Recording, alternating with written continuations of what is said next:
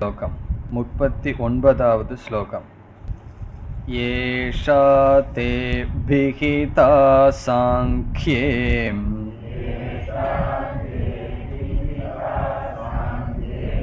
बुद्धिर्योगे त्विमां शृणु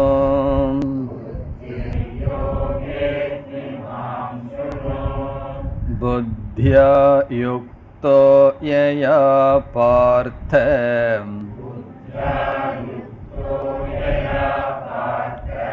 कर्मबन्धं प्रहास्यसि।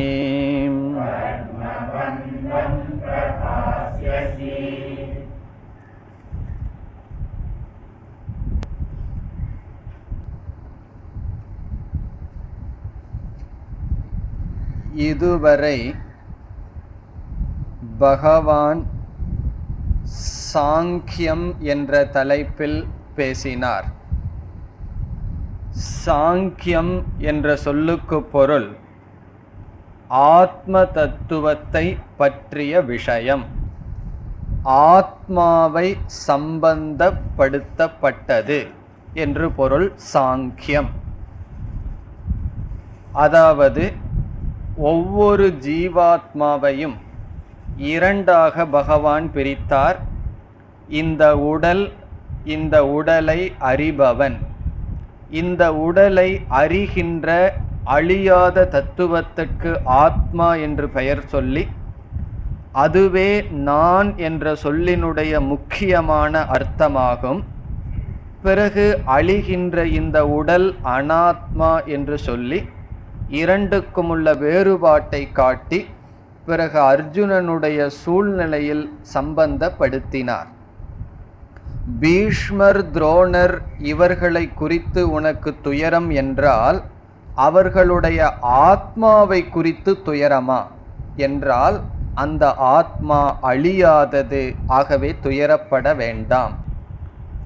பீஷ்மர், துரோணர் இவர்களுடைய உடலான அனாத்மாவை குறித்து துயரப்பட வேண்டிய அவசியமில்லை. காரணம், அது என்றும் அழிவுக்கு உட்பட்டது. ஆகவே அனாத்மாவினுடைய அழிவை ஏற்றுக்கொள், ஆத்மா அழியாதது என்று புரிந்துகொள் என்பதுதான் சாங்கிய விஷயமான தத்துவம்.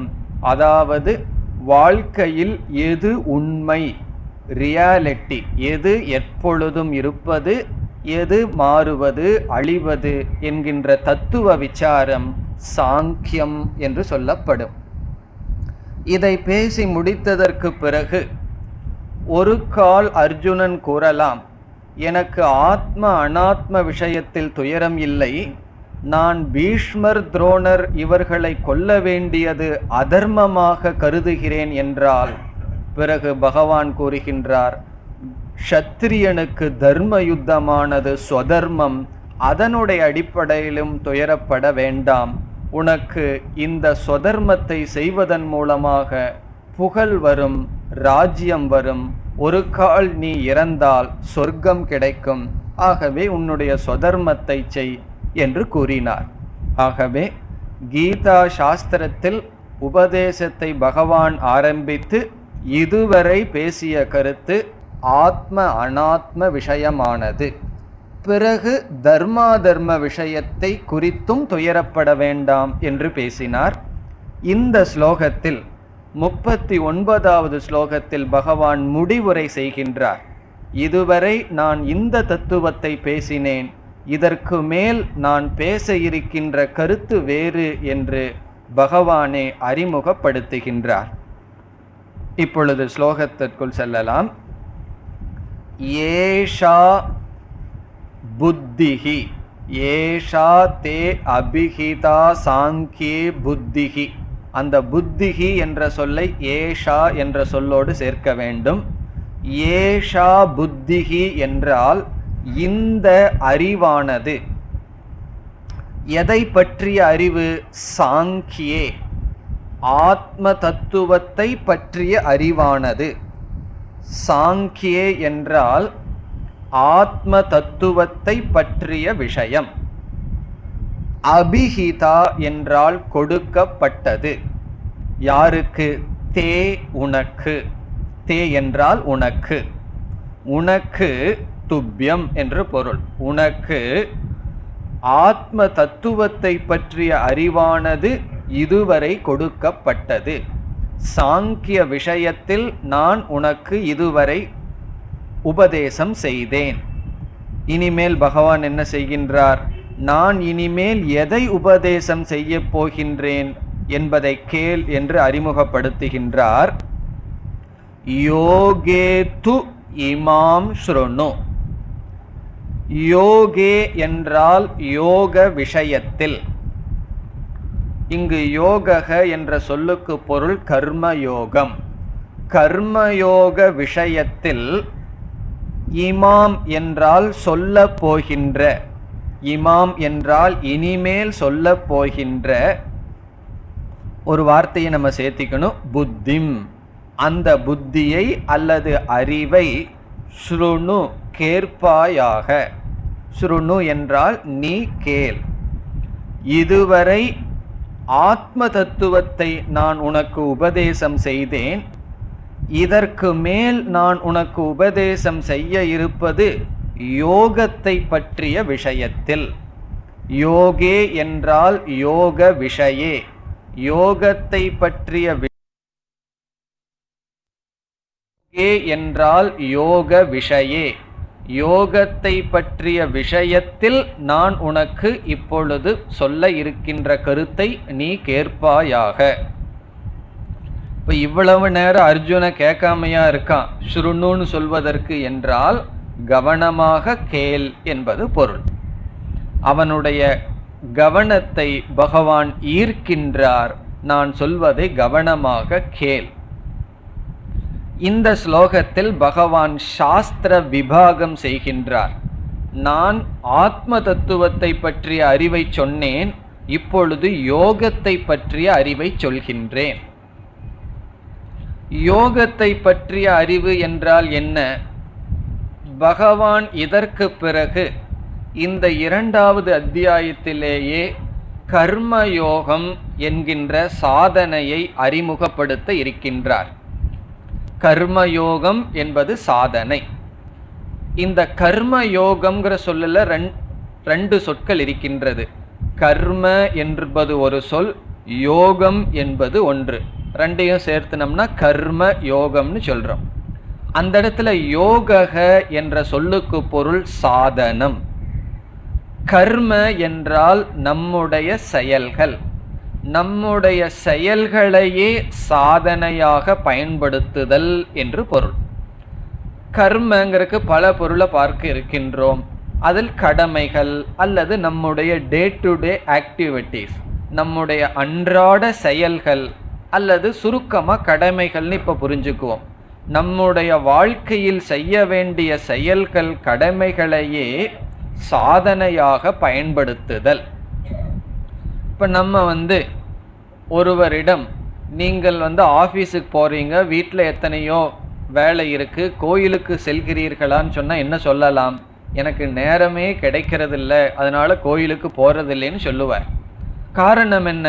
வீட்டில் எவ்வளவோ பொறுப்புகள், எத்தனையோ கடமைகள், தனியாக பகவானுக்காகன்னு ஒரு காலத்தை ஒதுக்க முடியல, நேரத்தையோ இடத்தையும் ஒதுக்க முடியலன்னு சொல்லுவார்கள்.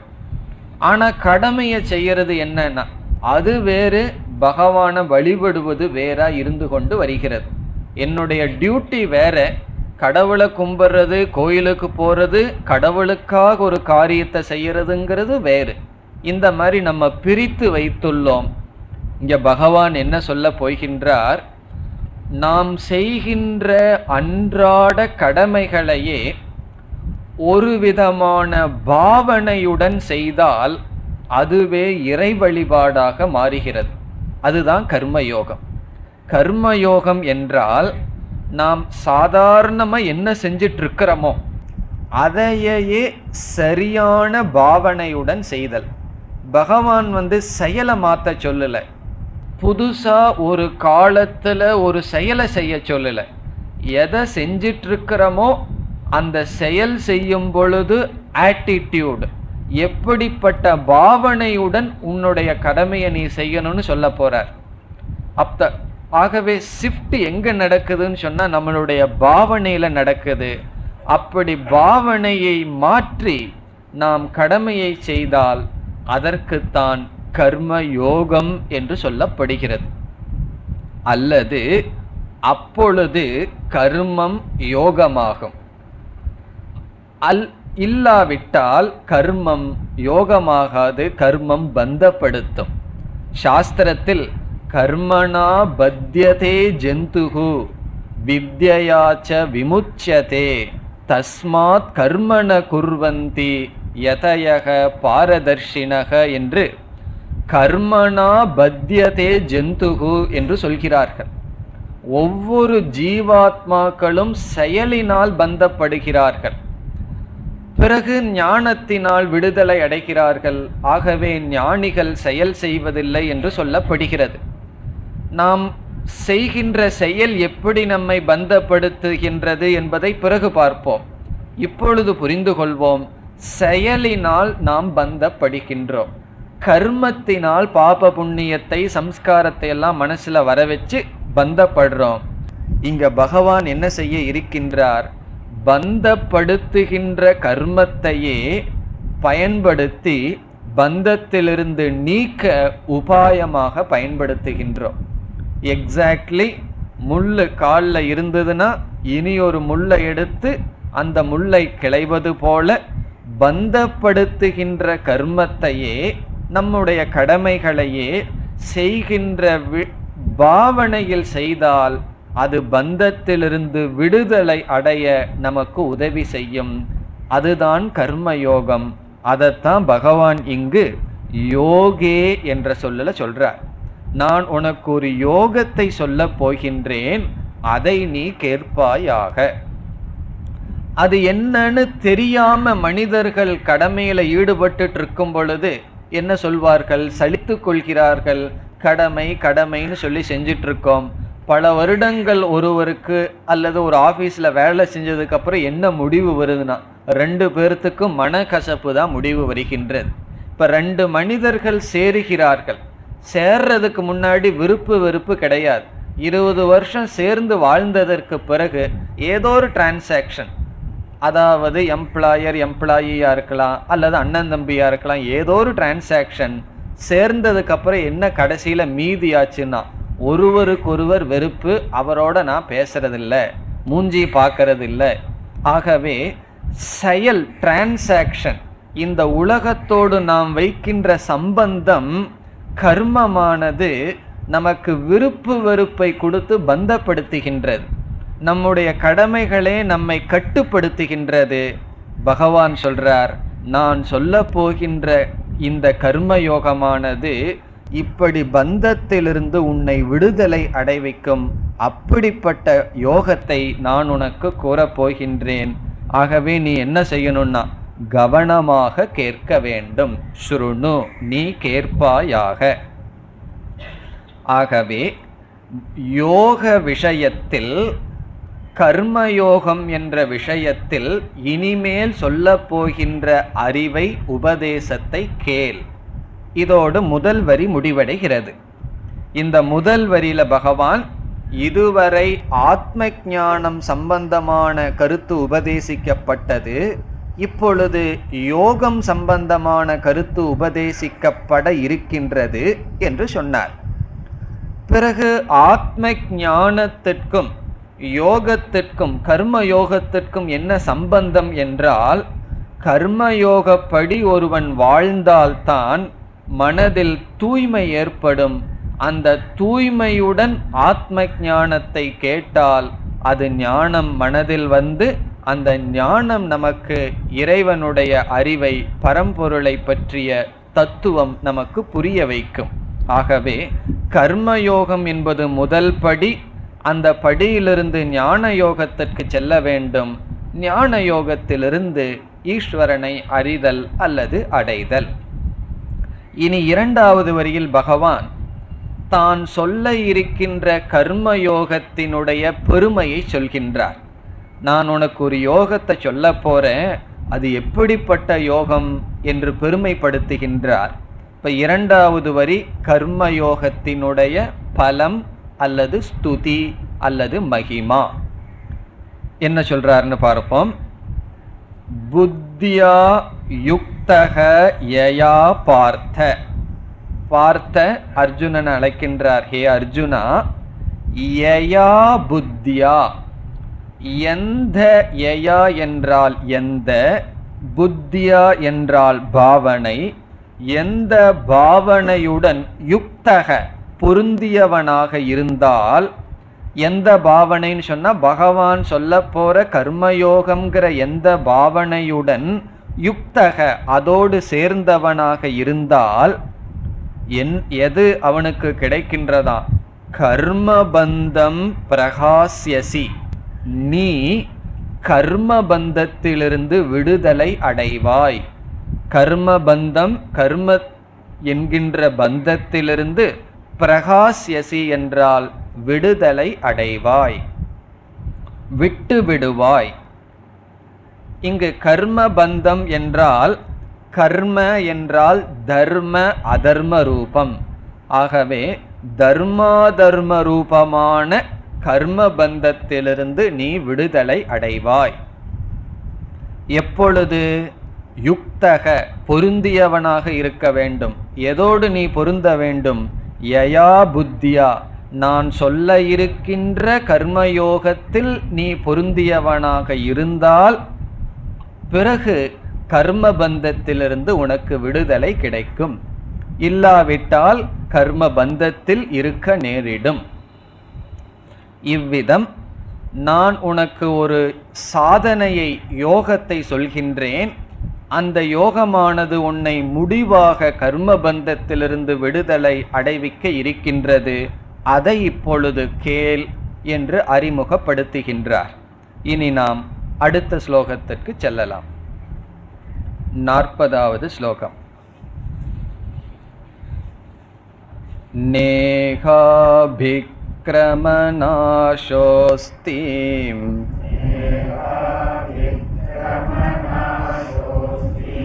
பிரத்யவாயோ ந வித்யதே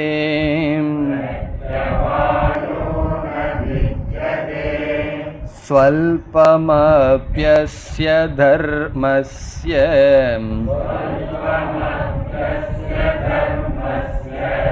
த்ராயதே மகதோ பயாத்.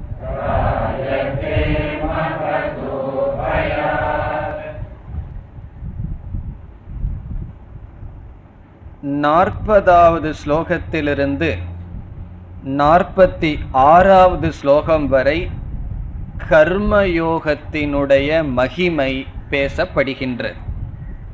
கர்மயோக மகிமா, கர்மயோகத்தினுடைய பெருமை பேசப்படுகின்றது. கர்மயோகம் என்கின்ற சாதனையை பகவான் பேசுவதற்கு முன் இதனுடைய பெருமையை முதலில் பேசுகின்றார். இதனுடைய பெருமையை தெரிஞ்சுக்கணும்னு சொன்னா முதல்ல கர்ம யோகம்னா என்னன்னு தெரிய வேண்டும். இந்த கர்மயோகத்தினுடைய லட்சணத்தை 47, 48வது ஸ்லோகத்துல தான் சொல்ல போறார். கர்மண்யே வதிகாரஸ்தேன்னு சொல்லி அங்க சொல்லுவார். பிறகு 3வது அத்தியாயம் முழுவதும் கர்மயோகத்தை விளக்குவார். ஆகவே நாம் பூர்ணமாக கர்மயோகத்தை பற்றிய அறிவை இந்த அத்தியாயத்துல சுருக்கமாகவும் 3வது அத்தியாயம் முழுவதும் படிச்சாதான் நமக்கு புரியும். அப்படி கர்மயோகத்தினுடைய எல்லா விதமான கருத்தையும் புரிஞ்சா அந்த பெருமை நமக்கு நன்கு விளங்கும். இப்பொழுது சுருக்கமாக கர்மயோகத்தினுடைய பெருமையை எப்படி புரிந்து கொள்வோம்? எல்லா ஜீவராசிகளும் கர்மத்தினால் பந்தப்படுகிறார்கள். கர்மத்தையே செய்ய வேண்டிய விதத்தில் செய்தால் அந்த கர்மமானது பந்தத்திலிருந்து விடுதலை அடைய உதவி செய்யும். பிறகு இந்த கர்மயோகம் மன தூய்மையை கொடுக்கும். அதை கொண்டு ஞான யோகத்திற்கு வந்து ஞானத்தை அடைந்து மோட்சத்திற்கு ஒருவன் செல்வான். ஆகவே கர்மயோகம் என்பது வாழ்க்கையின் அல்டிமேட், முடிவான லட்சியத்தின் முதல் படியாக இருக்கின்றது. அந்த அளவு புரிந்து கொண்டு இதனுடைய பெருமையை பார்ப்போம். பிறகு நீங்கள் என்ன செய்ய வேண்டும்? கர்மயோகத்தினுடைய லட்சணத்தை தெரிஞ்சிட்டு 3வது அத்தியாயத்தை படிச்சுட்டு மீண்டும் இந்த ஸ்லோகங்களை நம்ம படிச்சோம்னா நல்லா விளங்கும் எப்படி இந்த கர்மயோகத்தினுடைய பெருமை என்ன என்று. இப்பொழுது என்ன பெருமையை சொல்றாருன்னு பார்ப்போம். இந்த 40வது ஸ்லோகத்தில் கர்மத்திற்கும் கர்மயோகத்திற்கும் உள்ள 3 வேறுபாட்டை பகவான் பேசுகின்றார். கர்மத்திற்கும் கர்மயோகத்திற்கும் 3 வேறுபாட்டை பகவான் காட்டுகின்றார். ஒன்றை பெருமைப்படுத்த வேண்டும் என்றால் என்ன? வேறொன்றோடு ஒப்பிட்டு பார்த்து கம்பேர் பண்ணி பார்த்து அதை விட இது சிறந்ததுன்னு காட்டணும். அட்வர்டைஸ்மெண்ட்ல இதைத்தானே நம்ம பார்க்கிறோம். ஒரு சோப்பை பெருமைப்படுத்தணும்னா வேற ஏதாவது பேர் இல்லாத சோப்பை போட்டு அது சரியா துவைக்க மாட்டேங்குதுன்னு காமிச்சு தான் அட்வர்டைஸ் பண்ற சோப்பை போட்ட உடனே எல்லா அழுக்கும் போற மாதிரி காமிக்கிறார்கள். அப்போ ஒரு ப்ராடக்டை பெருமைப்படுத்தணும்னா என்னன்னா இனி ஒரு ப்ராடக்ட் பிரயோஜனம் இல்லைன்னு காட்டணும். அதே போல கர்மயோகம் பிரயோஜனத்தை கொடுக்கும். கர்மயோகம் சொன்னா தனி கர்மம் அல்ல. கோயிலுக்கு போறது தனி கர்மம், ஜபம் பண்றது தனி செயல்.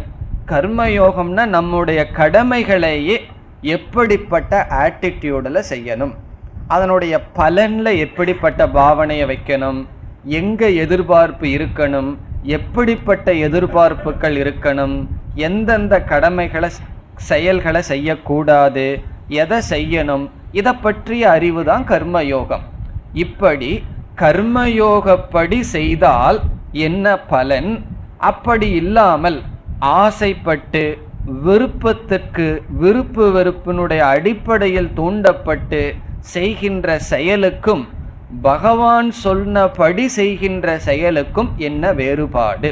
இப்போ நம்ம வாழ்க்கையில் எத்தனையோ செயலில் ஈடுபடுறோம்.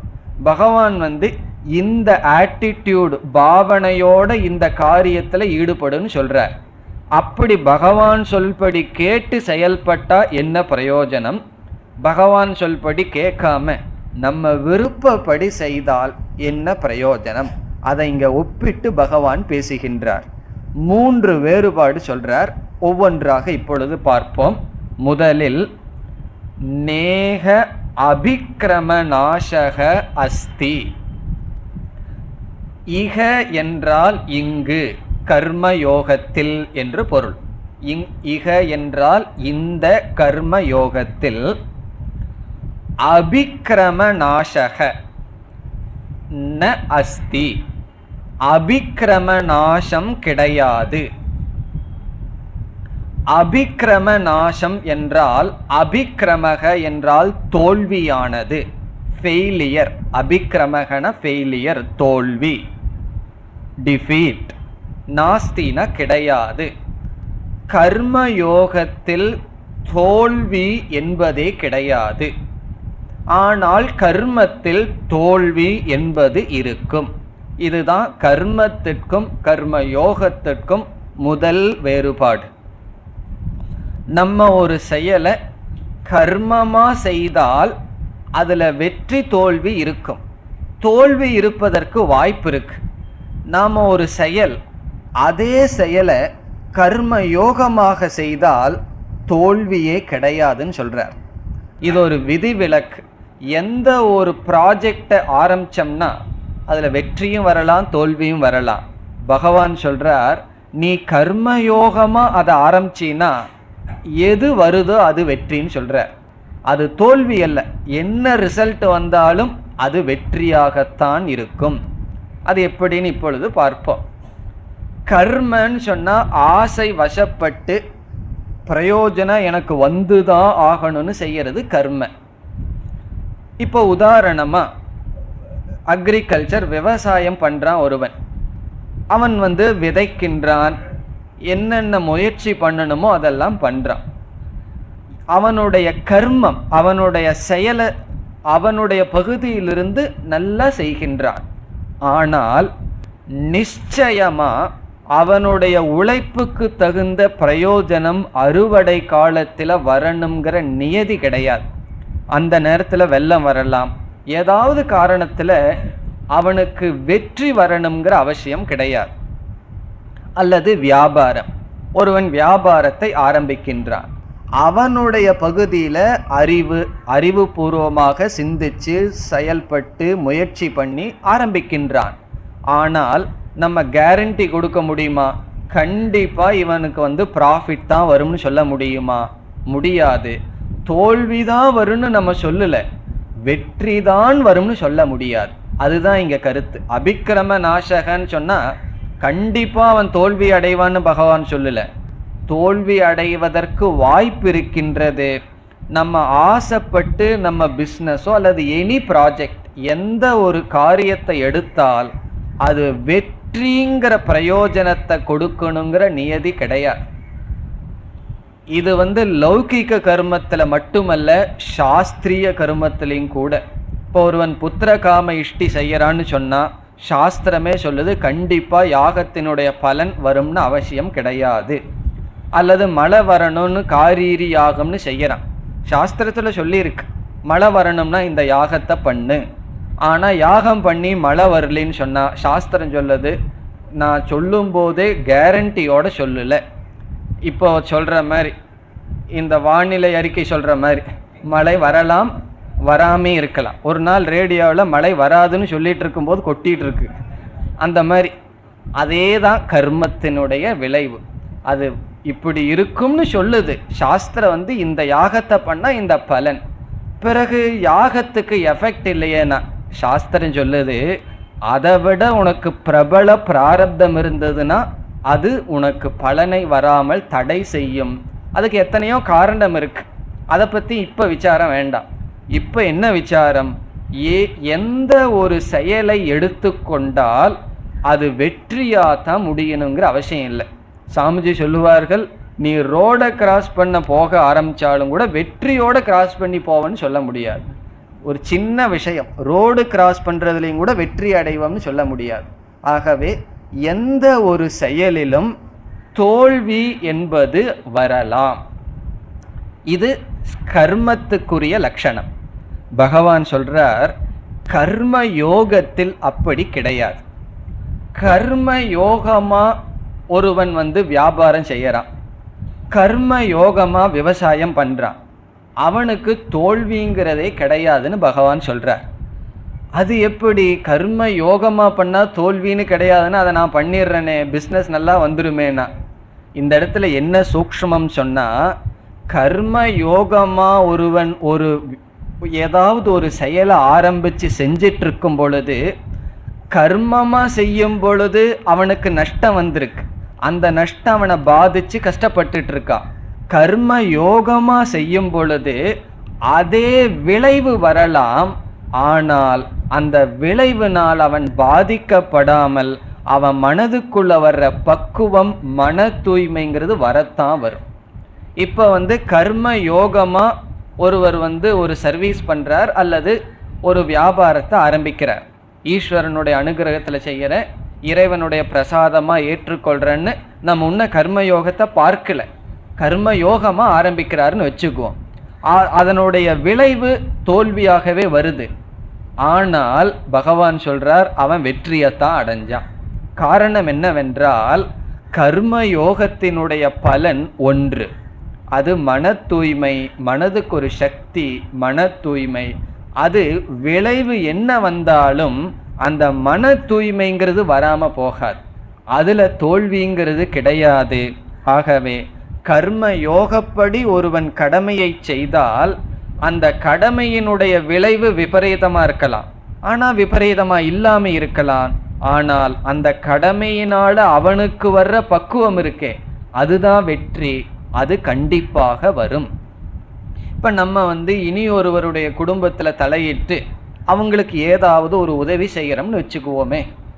அப்படி செய்தா என்ன ஆகும்னா, கடைசியில நார்மலா எதுல முடியும்? இப்ப யாரோ ஒருத்தருக்கு பசங்களுக்கோ பொண்ணுக்கோ கல்யாணத்துக்கு ஒருவர் முயற்சி பண்றார், ஸ்டெப் எடுத்து உதவி பண்றார். கடைசியில என்ன முடியும்னா, உங்களுக்கே தெரியும், நான் சொல்ல வேண்டிய அவசியம் இல்லை, இவர் ஏன் நம்ம உள்ள போனோம்னு இருக்குன்னு கடைசியில உட்கார்ப்பார். காரணம் என்ன?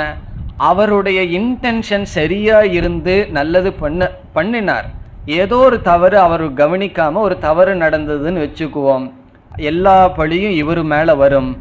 அப்போ சாதாரண நோக்கில பார்த்தா தோல்வி.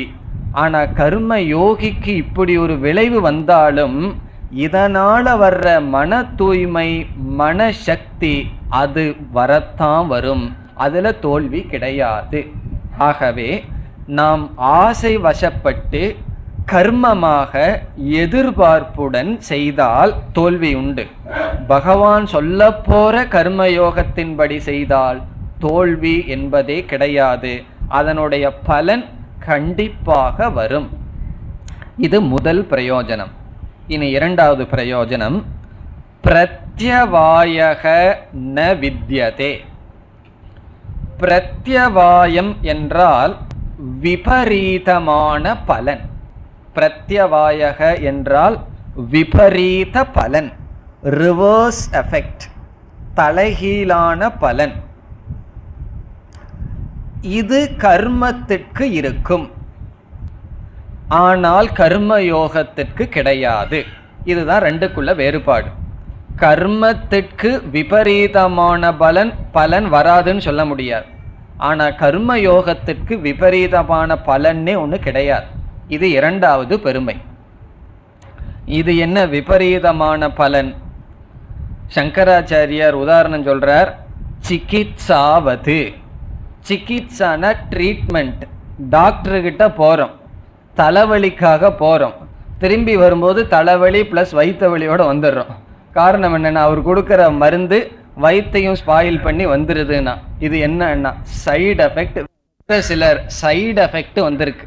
இப்போ சங்கராச்சாரியார் மெடிசன் சாப்பிட்டா சைடு எஃபெக்ட் வரும்னு அந்த காலத்திலேயே எழுதுறாருன்னு சொன்னா, இப்போ ஆயுர்வேதம் எல்லா மருந்துக்கும் சைடு எஃபெக்ட் இருக்கத்தான் இருக்கு. சைடு எஃபெக்டையே ஒரு மருந்து கொடுக்கலைன்னா அது எஃபெக்டையே கொடுக்காதுன்னு அர்த்தம். ஆகவே ஒரு மருந்தை சாப்பிட்டோம் அப்படின்னா அது சரியான நோய்க்கு சரியான மருந்து சாப்பிட்டா வேலை செய்யணும். நல்ல ஆரோக்கியமாக இருக்கும்போது மருந்தை சாப்பிட்டா அது சைடு எஃபெக்டை கொடுக்கணும், ஏன்னா நம்ம தவறாக இந்த உடம்புக்கு கொடுக்குறோம். ஆகவே சைடு எஃபெக்ட்டுங்கிறது எல்லா மெடிசன்லையும் இருக்குது, இங்கிலீஷ் மெடிசனில் மட்டும் இல்லை. ஆகவே சொல்கிறார், அந்த சைடு எஃபெக்ட்டுங்கிறது கர்மத்தில் இருக்கும், பிரத்யவாய தோஷம் இருக்கும். ஒன்று செய்ய போய் விபரீதமான பலன். இப்போ வியாபாரம் ஆரம்பிக்க போய் அதில் வெற்றி அடையாமல் ப்ராஃபிட் வராதது தோல்வி. முதலீடே போச்சுன்னா என்னன்னா அது பிரத்யவாய தோஷக. அல்லது ஒரு பூஜை பண்ணுறோம், யாகம் பண்ணுறோம், எதுக்குன்னா சொர்க்கத்துக்கு போகிறதுக்கோ அல்லது எதுக்காவது ஒரு யாகம் பண்ணுறோம், அதில் நம்ம தப்பாக பண்ணோம்னா அது தோஷம் வந்துடும், பிரத்யவாய தோஷம் வரும்னு சொல்லுவார்கள். நம்முடைய கடமையை தப்பாக செய்தால் அல்லது ஏதாவது நாமத்தை சொல்லும் போது விஷ்ணு சகஸ்ரநாமமோ வேதத்தையோ தப்பா சொன்னோம் அப்படின்னா என்ன வரும்னா பிரத்யவாய தோஷம் வரும்னு சொல்லுவார்கள். அதற்கு விபரீதமான பலன் வரும். ஆகவே காமியமான அல்லது கர்மத்தை செய்தால் அதற்கு தோல்வி வரக்கூடாது. தோல்வி வந்தாலும் பரவாயில்ல, அதற்கு விபரீதமான பலன் வரலாம். வரணும்னு சொல்லல, வரலாம். ஆனால் பகவான் சொல்றார், நீ கர்மயோகமாக ஒன்றை செய்தால் அதற்கு விபரீதமான பலனே கிடையாதுன்னு சொல்றார்.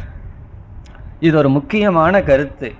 நம்ம யாருக்காவது நல்லது செய்ய போனோம்னா நம்ம இன்டென்ஷன் நல்லா இருக்கும், அதனுடைய முடிவு மற்றவங்களுக்கு கஷ்டமா போயிடும். அப்ப நமக்கு ஒரு குற்ற உணர்வு வரக்கூடாது, என்னால் அவங்களுக்கு கஷ்டத்தை கொடுத்துட்டனேன்னு சொல்லி. அது அவர்களுடைய கர்ம வினைனால அந்த சூழ்நிலை வெற்றியா அமையவில்லை. ஆகவே நான் நல்ல எண்ணத்தில் செய்கின்றேன். அது எப்படிப்பட்ட எண்ணம்னு இனிமேல் பார்க்க போறோம். கர்மயோகம்ங்கிற எண்ணத்துல என்னுடைய கடமையை செய்யறேன். அது என்ன விளைவு வந்தாலும் அது என்னை சார்ந்தது அல்ல, பிரத்யவாய தோஷம்னு வராது, பாபம் என்ற பலன் அதற்கு கிடையாது. அதனாலதான் ஆசை வசப்பட்டு ஒரு பூஜை பண்ணணும், காமிய கர்மமா ஒரு யாகம் செய்தால் விதிகள் எல்லாம் ரொம்ப அவசியம். அது எப்படி சொல்லி இருக்கோ அப்படி செய்யணும். தப்பா சொல்லிட்டோம் அப்படின்னா விபரீதமான பலன் வரும். இப்ப நித்ராசனம் வேணும்னு சொல்லி கும்பகர்ணன் கேட்டான். அவன் இந்திராசனம் வேணும்னு சொல்லி ஜபம் பண்ணான், அதாவது தபம் பண்ணான். ஆனா அந்த இந்திரனெல்லாம் சரஸ்வதி கிட்ட போய் சொல்லி அவனுடைய நாக்கில் ஏதாவது ஒரு ட்விஸ்ட் பண்ணி விடுன்னு பிரார்த்தனை செய்தார்கள். ஏன்னா அவனுடைய போஸ்ட் போயிருமே. உடனே அவன் இந்திராசனம் வேணும்னு கேட்கறதுக்கு நித்ராசனம் வேணும்னு கேட்டான். ததாஸ்துன்னு தூங்கிட்டு இருந்தான். இதெல்லாம் என்னன்னா பிரத்யவாய தோஷம். நம்ம செய்கின்ற யாகத்தை தப்பா செய்தால் அதற்கு விபரீதமான பலன் வரும். தூங்கிட்டு இருக்கிறதுக்கு அவன் இவ்வளவு நாள் தபஸ் பண்ணான், பிறகு அப்படிப்பட்ட பலன் வரும். கர்ம யோகத்துல அப்படி இல்லை. அதனால ஒருவர் பூஜை பண்ணும்போது கர்ம யோகத்துல சொல்லப்பட்ட பாவனையுடன் செய்தால் அந்த பூஜை தவறாகவே இருந்தாலும் அதனால் பாபம் வராது. அந்த பயம் நமக்கு வேண்டாம். அதனாலதான் கண்ணப்ப நாயனாருடைய பூஜையும் சொல்லியிருக்கு. சைவ சித்தாந்தத்துல சிவ பூஜை எப்படி பண்ணணும்னு பயங்கரமான விதிகள் இருக்கு. இந்த சைவத்துல போயிட்டோம்னா அவர்கள் பேசுற விதிகள் ரொம்ப அதிகமா இருக்கும். பிறகு அவர்களே எதை ஏற்றுக்கொள்கிறார்கள்? கண்ணப்ப நாயனாருடைய பூஜையும் ஏற்றுக்கொள்ளப்படுகிறது. அதை விட இனி ஒரு பூஜை கல்லறி நாயனார். அப்படியே ரோட்ல போயிட்டு இருப்பாராம், ஒரு கல்லை எடுப்பாராம், எரிஞ்சிட்டு போவாராம். அதுதான் அவர் செய்யற பூஜை. அவரும் ஒரு நாயனார். இதுவும் ஏன் காட்டப்பட்டது என்றால் அவர்களுடைய பூஜை கர்ம யோகமானது. ஆகவே தோஷம் கிடையாது. ஆகவே கர்ம யோகமாக நாம் படிக்கிற பாடம், செய்கின்ற பூஜை அனைத்துக்கும் எதிரான பலன் கிடையாது. இப்போ கர்ம யோகம்னு நம்ம தெரிஞ்சுட்டு அந்த பாவனையில் நம்ம எந்த வேதத்தை வேணாலும் படிக்கலாம். அதுக்காக தப்பா படிக்கணும்னு சொல்லலை. தப்பா படித்தாலும் நமக்கு தப்பு வராது. இது இரண்டாவது பிரயோஜனம். விபரீதமான பலன் கர்மயோகத்திற்கு கிடையாது. கர்மயோகத்துக்கு விபரீதமான பலன் என்னைக்கும் கிடையாது. கர்மத்திற்கு விபரீதமான பலன் வரலாம், கர்மத்திற்கு தோல்வி வரலாம். கர்மயோகத்திற்கு என்னைக்கும் தோல்வி கிடையாது. இனி மூணாவது பிரயோஜனம், இரண்டாவது வரி. ஸ்வல்பம் அபி அஸ்ய தர்மஸ்ய.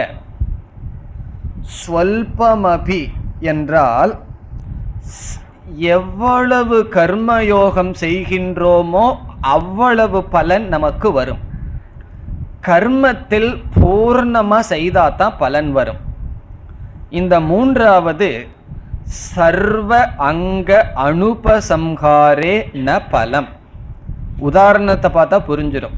சர்வ அங்க அனுபசம்ஹாரே ந பலம்ங்கிறது டெக்னிக்கலா.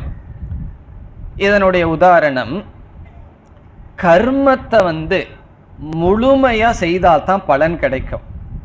கர்ம யோகத்தை முழுமையா செய்யணுங்கிற அவசியம் இல்லை. எவ்வளவு செய்தமோ அவ்வளவு பலன். இப்ப நம்ம நீர் வேணும்னு சொல்லி கிணறு வெட்டுறோம். அந்த எவ்வளவு ஆழம் கிணறு வெட்டுனா நீர் வரும்னு சொல்கிறார்கள் என்றால், ஒரு அந்த இடத்துல ஒரு 50 அடி வெட்டணும்னு சொல்றாருன்னு வச்சுக்கோமே. 50 அடி கிணறு வெட்டுனா உனக்கு 10 அடி தண்ணி கிடைக்கும்னு சொல்றார். நம்ம 25 அடி வெட்டி எனக்கு 5 அடி தண்ணி கிடைக்கட்டுமேனு சொல்ல முடியுமா? ஏன்னா 50 அடி வெட்டினால் எனக்கு 10 அடி தண்ணி கிடைக்கும்னா நான் பாதிக்கு பாதி வச்சுக்கிறேனேன்னு சொன்னா அது கிடைக்குமா? இப்போ 25 அடி ஒருத்தன் வெட்டுறான். வெட்டிட்டு அதுக்கு மேலே ஏதோ ஒரு காரணத்தினால தொடர முடியல. முழு அந்த 25 அடி அவனுடைய முயற்சியானது பிரயோஜனம் இல்லாம போகும். ஆனால் கர்மயோகத்துல அவன் ஒரு நாள் ஒரு செயல் கர்ம யோகமா செய்தா அதற்கு தகுந்த பலன் வரும். வேஸ்ட் அப்படிங்கிறதே கிடையாது. கர்மத்துல வேஸ்ட்டுங்கிறது ரொம்ப இருக்கு. சில பேர் கியூவில் நிற்பார்கள், எதுக்காவது பொறுமை இருக்காது. ஒரு மணி நேரம் நின்றுட்டு பொறுமை இல்லாமல் திரும்பி வந்துடுவார்கள்னா, அப்புறம் நாளைக்கும் போய் 2 மணி நேரம் நிற்கணும்னா, அப்போ அந்த 1 மணி நேரம் நின்னது என்னன்னா, நேற்று 1 மணி நேரம் நான் நின்று இருக்கேன், இன்னைக்கு அரை மணி நேரம் நின்று, அதெல்லாம் கிடையாது. போன இது 1 மணி நேரம் வேஸ்ட்டுனா வேஸ்ட்டு தான். அப்படி ஸ்வல்பமபி தர்மஸ்ய என்றால் கொஞ்சம் கர்மயோகத்தில் செய்தாலும் அதற்கு தகுந்த பிரயோஜனம் இருக்கு. ஆனால் கர்மத்தில் எவ்வளவு செய்யணுமோ அது பூர்ணமா செய்தால் பிரயோஜனம் வரலாம்.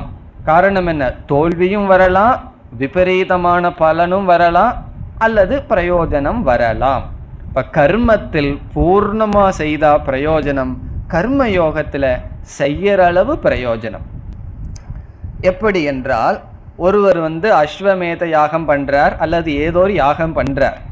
அந்த யாகம் ஒரு பிரயோஜனத்தை மனசுல வச்சு பண்றார், காமியமா பண்றார், கர்மமா பண்றார். அந்த யாகத்தை முக்கால் பகுதி பண்ணிட்டு பிறகு ஏதோ ஒரு காரணத்துல பண்ண முடியலனா அந்த முக்கால் பகுதிக்கு தகுந்த பலன் வரும்னா வராது. முழு யாகமும் பூர்த்தியானா தான் பலன் வரும். ஏதோ ஒரு காரணத்துல தடைப்பட்டால் பலன் வராது. அதெல்லாம் நம்ம பார்க்கிறோம். ஏதாவது ஒரு பிஸ்னஸோ ஏதோ ப்ராஜெக்ட் பாதி ஆரம்பிச்சு அதை மீதி அப்படியே விட்டு விடுவார்கள். அது எப்படி இருக்குன்னா அது அப்படியே இருக்கும். ஆரம்பிச்சது என்னன்னா எல்லாமே பிரயோஜனம் இல்லாம போகும். ஆகவே கர்மத்தில் நம்முடைய எஃபர்ட், முயற்சியானது பயனில்லாமல் போகலாம். முழுமை அடையாத பொழுது கர்மயோகத்துல எவ்வளவு செய்யறோமோ அவ்வளவு பலன். நம்ம செய்கின்ற அளவுக்கு பலன் நமக்கு கிடைக்கும். பலன்னா அது என்ன பலன்னு பிறகு பார்ப்போம். அந்த பலன் நமக்கு கிடைக்கும். இப்போ ஒரு கிளாஸ் அட்டென்ட் பண்ணோம்னா அந்த கிளாஸுக்கு வர்ற பலன் இருக்கும். என்னால் எல்லா கிளாஸுக்கும் வர முடியலையேன்னா கர்மத்தில் அது வேற, கர்ம யோகத்தில் அப்படி கிடையாது. நம்ம எவ்வளவு படிக்கிறோமோ எவ்வளவு காதுல போகுதோ அந்த அளவுக்கு பிரயோஜனம் இருக்கு. இன்னைக்கு இல்லாட்டி என்னைக்காவது நமக்கு தெரியும். அவ்விதம் இந்த கர்ம யோகத்திற்கு இந்த 3 பெருமை இருக்கின்றது. ஆகவே என்ன செய்யணுமா? இதெல்லாம் எதுக்கு பகவான் சொல்றார்? கர்மயோகப்படி வாழ்க்கையை நடத்த வேண்டும். அதற்காக பகவான் இவ்விதம் சொல்றார். ஆகவே இப்பொழுது இந்த 3ஐயும் பார்த்தோம்னா அபிக்கிரம நாசக இக கர்மயோகத்தில் இல்லை, நாஸ்தி. பிரத்யவாயக இக விபரீதமான பலன் கர்மயோகத்தில் இல்லை. ஸ்வல்பமபி அஸ்ய தர்மஸ்ய, இந்த தர்மஸ்யன இந்த கர்மயோகத்தினுடைய கொஞ்சம் செய்த போதிலும் என்ன பிரயோஜனம் கடைசியில சொல்றார். அஸ்ய தர்மஸ்யன இந்த தர்மம்னா கர்மயோகம், சொல்ல போகின்ற கர்மயோகத்தை கொஞ்சம் செய்தாலும் கூட திராயதே காப்பாற்றப்படுகின்றான். மகதோ பயாத் பெரிய பயத்திலிருந்து அவன் காப்பாற்றப்படுகின்றான். மகதக என்றால் பெரிய, பயாத் என்பதற்கு அடைமொழி. பெரிய பயத்திலிருந்து திராயதே அவன் காப்பாற்றப்படுகின்றான். திராயதேன ப்ரொடெக்ட், காப்பாற்றப்படுகின்றான். யார் காப்பாற்றப்படுகின்றான்னு சொன்னா அனுஷ்டாதாரம். இந்த கர்மயோகத்தை அனுஷ்டானம் செய்பவனை இந்த கர்மயோகமானது பெரிய பயத்திலிருந்து காப்பாற்றுகின்றது. பயத்திலேயே பெரிய பயம் என்னன்னா சங்கராச்சாரியா சொல்றார் சம்சார பயம். இந்த சம்சாரத்திற்குள், இந்த உலகத்திற்குள் இருந்து உழண்டு கொண்டு இருப்பது ஜென்ம பந்தம். இப்படிப்பட்ட பயத்திலிருந்து காப்பாற்றப்படுகின்றான். அல்லது இங்க 3 தோஷம் சொல்லப்பட்டது. ஒவ்வொன்றிலையும் பயம் நமக்கு இருக்கலாம். எப்படி என்றால் ஒருவர் ஒரு பெரிய வியாபாரத்தை ஆரம்பிக்கிறாருன்னு வச்சுக்குவோமே. அவர் கொஞ்சம் வைதிகமாக இருந்தால் எல்லா ஜோசியரையும் பார்த்து எல்லா காலத்தையும் பார்த்து இவ்வளவு பயத்தோட ஏன் வியாபாரத்தை ஆரம்பிக்கிறாருன்னு சொன்னால் ஒரு பயம் மனசுக்குள்ளே இருந்துகிட்டே இருக்கும். காரணம் என்ன பயம்? இது தோல்வி அடைந்து விடுமா என்ற பயம். இங்கே 3 சொல்லப்பட்டதே, அந்த 3லையும் பயம் இருக்கலாம். முதல் பயம், நான் செய்கின்ற செயல் தோல்வியில் முடிந்து விடுமாங்கிற பயம் இருக்கும்.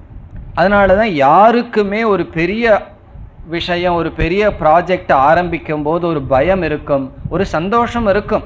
நம்ம பெருசாக வியாபாரத்தை ஆரம்பிக்கிறோம்னு மனசுக்குள்ள ஒரு மூலையில் பயம் இருக்கு. இது எங்கே கொண்டு போய் விடுமோ, நடுத்தெருவில் கொண்டு போய் விட்டுருமா, அல்லது பெரிய மாளிகையில் கொண்டு போய் என்னைய வைக்குமான்னு தெரியாது. அது எப்படி வேணாலும் இருக்கலாமே. ஆகவே அந்த ஒரு பயம் இருக்கு. என்ன பயம்? தோல்வி என்ற பயம். அபிக்கிரம நாசக பவேத் என்கின்ற பயம், அதிலிருந்து காப்பாற்றப்படுகின்றான். அப்போ கர்ம யோகி ஒருவன் செயலை ஆரம்பித்தால் அவன் மனதில் துளி பயமும் இல்லாமல் காரியத்தை ஆரம்பிப்பான். காரணம் என்ன? அவனுக்கு தெரியும் இந்த கர்மயோகத்தில், கர்மயோகம்ங்கிற டிக்ஷனரியில் தோல்விங்கிற வார்த்தையே கிடையாது. ஆனா கர்மம்ங்கிற டிக்ஷனரியில முதல்ல ஃபெயிலியர், பிறகுதான் சக்சஸ் வரலாம். அது நம்ம இஷ்டப்படி வராது, நம்ம ஆசை சும்மாவா அதிகமா எதிர்பார்த்துட்டு இருப்போம், ஆகவே வராது. ஆகவே பயத்திலிருந்து காப்பாற்றப்படுகிறான் என்றால் தோல்வி அடைந்து விடுமோ என்ற பயத்திலிருந்து காப்பாற்றப்படுகின்றான். இந்த பயம்தான் எல்லாத்துக்கும் இருக்கு. மகன் ஆஃபீஸுக்கு போய் 1 மணி நேரம் லேட் ஆச்சுன்னா எந்த கார்பரேஷன் பஸ்ல மோதிட்டானோன்னு பயம். வெளியே சொல்றதில்லை, வெளியே உட்காந்துட்டு பயந்துட்டே உட்காந்துட்டு இருக்கிறது, என்ன ஆச்சோ என்ன ஆச்சோன்னு சொல்லி. இதெல்லாம் என்னன்னா பயம். ஒண்ணுமே ஆயிருக்காது, என்ன மிஞ்சி இருக்குன்னா பயம்தான். ஆகவே எது தவறா ஏதாவது நடந்துருமோ, தோல்வி நடந்துருமோ என்ற பயம் என்னைக்குமே எல்லாத்துக்கும் இருந்துட்டே இருக்கும். சில பேர் என்னையே பயப்படுத்துவார்கள், நீங்க ஒருத்தர் தனியா இருக்கீங்களே, திருட வந்துட்டு போயிருமானா. அதனால நைட் 9 மணிக்கு மேல பெல் அடிச்சா முதல்ல ஜன்னலை திறந்து பார்த்துட்டு திறங்கன்னு சொல்லுவார்கள். நான் சொன்ன ஒவ்வொரு ஸ்டூடெண்ட்டையும் திருடனான்னு பார்த்துட்டா திறக்கிறது. அப்படி ஒரு பயம், ஏதாவது ஆயிருமோ, ஏதாவது வந்துருவானா, வந்தா வரட்டும், அப்படி ஒரு பயம் எல்லாத்துக்கும் இருக்கின்றது. கர்மயோகப்படி இருந்தால் அந்த பயம் கிடையாது அப்படின்னு பகவான் சொல்றார். இனி 2வது பயம் என்ன? பிரத்யவாய பயம். அதுவும் எல்லாத்துக்கும் இருக்கு. கடவுள்கிட்டயே இந்த கடவுள் கோச்சுக்குவாரோ, நான் ஏதாவது பண்ணா இந்த கடவுள் கோச்சுக்குவாரோ, அல்லது ஒரு வேண்டுதலை பண்ணியிருப்போம். ரொம்ப கஷ்டமா இருக்கும்போது பகவானே அங்க மொட்டை அடிக்கிறேன்னு ஏதாவது வேண்டுதலை பண்ணியிருப்போம். கஷ்டம் நீங்கின உடனே நம்ம பிஸி ஆயிடுவோம். அதுக்கப்புறம் அங்கே போகிறதுக்கோ இந்த மாதிரி காணிக்கையை செலுத்துறதுக்கோ நேரம் இருக்காது. என்னன்னா மனசில் பயம் இருந்துகிட்டே இருக்கும். இப்போ திருப்பதிக்கு வேண்டி இருக்கிறோம்னு வச்சுக்குவோம், யாராவது திருப்பதின்னு சொன்னால் உடனே பயம் வந்துடும். ஐயையோ பகவான் திருப்பதின்னு சொன்னால் திருப்தி வரணும், ஆனால் என்ன ஆச்சுன்னா பயம் வந்துடும். நான் வேண்டி இருக்கிறேனே, பகவான் ஏதாவது கோச்சுக்கு போகிறாரா, ஒரு பயம், ஏதாவது விபரீதமான பலன் வந்துடுமா, சரி போகலாமான்னா அவ்வளோ தூரம் டைம் வேஸ்ட் பண்ணுறதுக்கு விருப்பம் இல்லை. ஏன்னா ஒவ்வொரு டைமும் மணி பணம் இங்கே சம்பாதிக்கணும், எத்தனையோ வேலைகள். அப்படி ஒரு பயம், விபரீதமான பலன் வந்துருமா? கர்மயோகிக்கு கிடையாது. இப்போ என்ன பயம்? தோல்வி வந்துருமா, ஏதாவது நஷ்டம் வந்துருமா, தோல்வி வந்துருமான்னு பயம் கிடையாது. பிறகு எதிர்மறையான பிரயோஜனம் ஏதாவது வந்துருமா, அதுவும் அந்த பயமும் கிடையாது. அதிலிருந்து காப்பாற்றப்படுகிறான். பிறகு நான் இவ்வளவு தானே பண்ணியிருக்கேன், இதற்கு இவ்வளவு பிரயோஜனம் வருமா? சில சமயம் சில விஷயத்தில் முழுமையான எஃபர்ட் போட்டிருப்போம், இருந்தாலும் பயம்.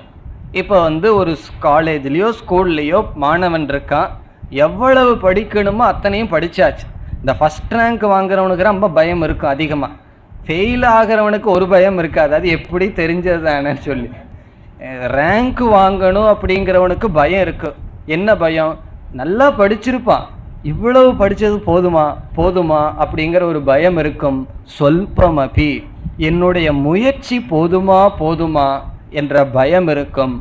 அதுவும் கர்மயோகிக்கு கிடையாது. மனசில் பயம் இல்லைன்னு சொன்னால் எல்லா காரியத்தையும் நிதானமாக நல்லா செய்வோம். உண்மையிலேயே நம்ம என்ன சொல்ல போகிறோம், ஆசை வசப்பட்டு செஞ்சாதான் நல்லா முன்னேற முடியும் அப்படின்னு எல்லாம் சொல்லுவார்கள்.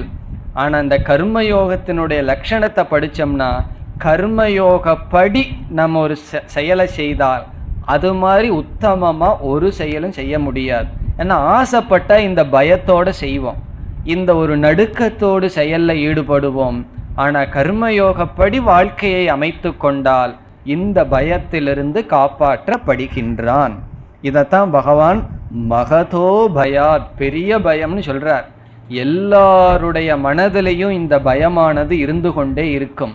தோல்வி வந்து விடுமாங்கிற பயம், எதிர்மறையானது வந்து விடுமாங்கிற ஒரு பயம், 3வது பயம் என்னுடைய முயற்சி போதுமா என்கின்ற பயம். இந்த 3 பயமும் எல்லா ஜீவராசிகளிடமும் இருக்கின்றது. எதுவரை? செயலை கர்மமாக செய்யும் வரை. பகவான் சொல்றார், நான் சொல்ல போகின்ற கர்மயோகப்படி நீ செய்தால் இந்த 3 பயத்திலிருந்து திராயதே, காப்பாற்றப்படுகின்றான். ஆகவே மகதோ பயாத் பெரிய பயத்திலிருந்து திராயதே காப்பாற்றப்படுகின்றான். யார்? கர்மயோகப்படி வாழ்க்கையை நடத்துபவன். இப்போ கர்மயோகம்னா தெரியலையேன்னா, அதனால தான் கொஞ்சம் பொறுமையாக இருக்கணும். கர்மயோகம்னா என்ன, அதனுடைய விளக்கத்தை பிறகு பார்ப்போம். இந்த பகுதியிலெல்லாம் முதல்ல கர்மயோகத்தினுடைய பெருமையை சொல்கிறார். பகவானே ஒரு அட்வர்டைஸ்மெண்ட் தான் பண்ணுறார். அதனுடைய பெருமையை தெரிஞ்சதுக்கப்புறம் தான் ப்ராடக்டை இன்ட்ரடியூஸ் பண்ணுவார். இதனுடைய பெருமையை தெரிஞ்ச உடனே நமக்கு என்ன தோணும்? அப்போ இப்படிப்பட்ட கர்மயோகம்னா என்னன்னு தெரிஞ்சுக்கணும், இப்படிப்பட்ட கர்மயோகப்படி வாழ வேண்டும் என்ற உற்சாகம் மனசில் வரும். அந்த உற்சாகத்தோட கர்மயோகத்தினுடைய லட்சணத்தை சொல்லும்போது நம்ம மனசு என்ன பண்ணும்? அப்படித்தான் வாழ வேண்டும் என்ற தைரியம் வரும். அதை நாம் ஏற்றுக்கொள்வோம். இவ்விதம் கர்மயோகத்தினுடைய பெருமையே வருகின்றது. இனி அடுத்த ஸ்லோகம் 41. வ்யவசாயாத்மிகா புத்திஹி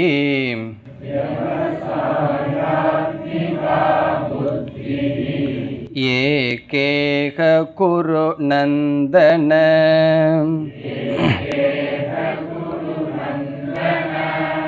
பகுஷாகாஹ்யனந்தாஸ்ச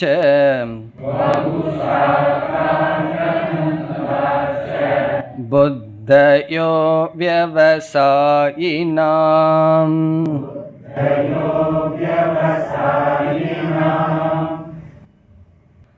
சென்ற ஸ்லோகத்தில் கர்ம யோகத்தினுடைய பெருமையை பகவான் பேசினார்.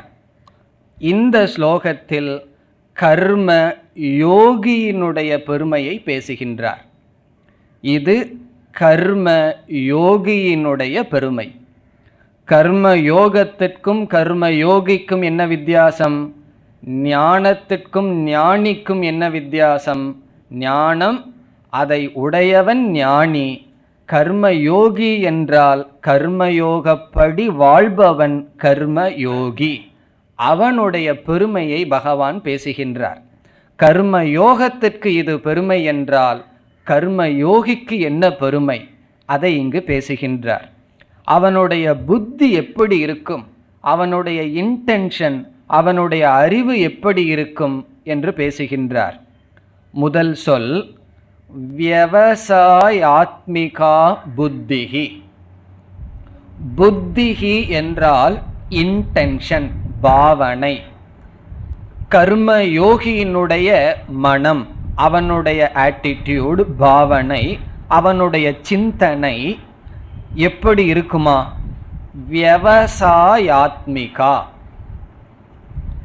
வியவசாயக என்று சமஸ்கிருதத்தினுடைய பொருள் நிச்சயம், டிட்டர்மினேஷன், நிச்சயம். தமிழில் விவசாயம்னா உழவு தொழில்னு ஒரு அர்த்தம் இருக்கு. ஆனால் சமஸ்கிருதத்தில் விவசாயம் என்றால் நிச்சயம். ஆத்மிகா என்றால் தன்மை, சொரூபம். ஆத்மிகா என்றால் சொரூபம். இப்போ விவசாயாத்மிகான்னு ரெண்டையும் சேர்த்துனா என்ன பொருள் கிடைக்கின்றது? நிச்சய ஸ்வபாவா, சொரூபம் அல்லது ஸ்வபாவம். ஆத்மிகான ஸ்வபாவம்னு எடுத்துக்கோம், தன்மை, ஸ்வபாவம். இப்போ நிச்சய ஸ்வபாவா, உறுதியான நிச்சயம் செய்த புத்தி. கர்ம யோகியினுடைய புத்தியை சொல்றார் பகவான். கர்ம யோகப்படி வாழ்பவனுடைய புத்தி எப்படி இருக்குமா? நிச்சயமான புத்தியை உடையவன். அந்த நிச்சயமான புத்தி எவ்வளவுனா ஏகா இக. ஏகா அடுத்த சொல். விவசாயாத்மிகா புத்திஹி ஏகேக, அதை பிரிச்சோம்னா ஏகா ஒன்று. இக, இகன கர்ம யோகத்தில். குருநந்தன, ஹே அர்ஜுன, ஹே அர்ஜுனா, கர்ம யோகியினுடைய புத்தி நிச்சய சுபாவமானது, ஒன்றானது. பிறகு இரண்டாவது வரியில வேற கருத்துக்கு வர்றார். கர்ம யோகியா இல்லாதவனுடைய புத்தியை சொல்றார். கம்பேர் பண்ணித்தானே கர்ம யோகியை புகழ முடியும். அதை இரண்டாவது வரியில சொல்றார். அதை பிறகு பார்ப்போம். இப்போ இப்போ முதல் வரிக்கையில் பார்த்தோம்னா புத்தி அவனுடைய பாவனை நிச்சய ரூபமானது, ஒன்றானது. இனி இந்த விவசாயாத்மிகாங்கிற புத்தியை எடுத்துட்டு விசாரம் பண்ணுவோம். விவசாயகனா என்ன பார்த்தோம்? நிச்சயம்னு பார்த்தோம். நிச்சயம்னா உறுதி. நிச்சயம்ங்கிற வார்த்தையே நமக்கு தமிழ்ல தெரியும், அதை நம்ம டிரான்ஸ்லேட் பண்ண வேண்டிய அவசியம் இல்லை. நிச்சயம்னா உறுதியானது. இப்ப நிச்சயம்னு சொன்னாவே என்ன கேள்வி நமக்கு வரணும்? இப்ப நான் ஒருவரிடம் சொல்றேன், நான் நிச்சயம் பண்ணியிருக்கேன் அப்படின்னு சொல்றேன். அவருக்கு ஏதாவது புரியுமா? நான் நிச்சயம் பண்ணியிருக்கேன்னா என்ன கேட்பார் அடுத்தது? எதை குறித்து நிச்சயம் பண்ணியிருக்கீர்கள், எதில் நிச்சயம்னு கேட்பார். கர்ம யோகியினுடைய புத்தி நிச்சயமானதுன்னா எதை குறித்து நிச்சயமானது என்றால், வாழ்க்கையில் சாத்திய சாதன விஷயத்தில் நிச்சயம் செய்யப்பட்டது. இதுதான் என்னுடைய வாழ்க்கையில் லட்சியம், முடிவு என்று அவன் நிச்சயித்து விட்டான். அந்த முடிவுக்கு இதுதான் மார்க்கம் என்ற நிச்சயம் அவனுக்கு இருக்கின்றது. ரொம்ப பேர்த்துக்கு இது இல்லை. 80 வயசு ஆனதற்கு பிறகு வாழ்க்கையில் உங்களை லட்சியம் என்ன, எதற்கு வாழ்ந்தீங்கன்னு சொன்னால் அதுதான் உன்னும் தெரியலன்னு சொல்லுவார்கள். வாழ்க்கை முடிஞ்ச கடைசியில் அல்லது அந்த கடைசியில் தெரிஞ்சதுன்னு வச்சுக்குவோம். சாக போகிற நேரத்தில் வாழ்க்கையினுடைய லட்சியம் இதுதான்னு தெரிஞ்ச என்ன பிரயோஜனம்னா துக்கம்தான் வரும். காரணம் என்ன? அந்த லட்சியத்துக்காக பாடுபடலையேன்னு சொல்லி கஷ்டம்தான் வரும். ஆகவே கர்ம யோகி நான் எதை அடைய வேண்டும் என்று நிச்சயம் செய்துள்ளான். மற்றவர்களும் நிச்சயம் செய்கிறார்கள். அவர்கள் நிச்சயம் எப்படி இருக்குன்னு பின்னாடி சொல்லுவார். இதுதான் நிச்சயம் பண்ணுவார்கள். ஒரு முறை நீங்கள் வீட்டுக்கு போனீங்கன்னா நான் இதை அடையணும்னு நிச்சயமாக சொல்லுவார்கள். அடுத்த நாள் போனீங்கன்னா அந்த நிச்சயத்தை மாற்றி சொல்லுவார்கள். நான் அப்போ அது சொன்னேன், இப்போ இதை சொல்கிறேன்னு சொல்லுவார்கள். ஆனால் நிச்சயத்தில் நிச்சயம் இதுதான் சாத்தியம்னு நிச்சயம் பண்ணியிருக்கானே, அதில் ஏகா மாற்றமே கிடையாது, மாறாத நிச்சயம். சில சமயங்களில் இதுதான் லட்சியம்னு தெரிஞ்சிடும். அதற்கு அடுத்த பிரச்சனை என்னன்னா, அதற்கு எது சாதனைன்னு தெரியாது. இங்கே போகணும்னு தெரிஞ்சாச்சு, எப்படி போகணும்னு தெரியல. ஆகவே சாத்திய நிச்சயம் இருந்தாலும் சாதனை தெரியாத வரைக்கும் என்ன பண்ணிட்டு இருப்போம்னா ஊரெல்லாம் சுத்திட்டு இருப்போம். பிறகு இதுதான் மார்க்கம்னு தெரிகிற வரைக்கும் நம்ம அந்த சாத்தியத்தை நோக்கி முயற்சி இருக்கும், அதில் முன்னேற்றம் இருக்காது. முயற்சி இருக்கும், முன்னேற்றம் இருக்காது. காரணம் என்னன்னா, ராங் டைரக்ஷனில் ஒருத்தர் டிராவல் பண்ணிட்டு இருக்கார், அவரிடம் முயற்சி இருக்கின்றது, முன்னேற்றம் இல்லை. முன்னேற்றம் இல்லைன்னா பரவாயில்ல, பின்னேற்றம், அவர் வேற ஏதோ டைரக்ஷனில் போயிட்டு இருப்பார். பிறகு என்னென்னா அந்த ராங் டைரக்ஷன் எவ்வளோ தூரம் போனாரோ அதை திரும்பி வந்து பிறகு ரைட் டைரக்ஷனில் போகணும். ஆகவே கர்ம யோகத்துக்குள் வந்தவனுடைய புத்தி எப்படி இருக்கும் என்றால், வாழ்க்கையில் இதுதான் என்னுடைய லட்சியம் என்கின்ற விஷயத்தில் நிச்சயம் இருக்கும். அதற்கு இதுதான் சாதனை என்ற விஷயத்திலும் நிச்சயம் இருக்கும். பிறகு எது சாத்தியம் எது சாதனை அதை இதுவரைக்கும் சொல்லலையேன்னு சொன்னால் அதை நாம் அடுத்த வகுப்பில் பார்ப்போம். ஓம் பூர்ணமத பூர்ணமிதம் பூர்ணாத் பூர்ணமுதச்யதே பூர்ணஸ்ய பூர்ணமாதாய பூர்ணமேவாவசிஷ்யதே. ஓம் சாந்தி சாந்தி சாந்தி.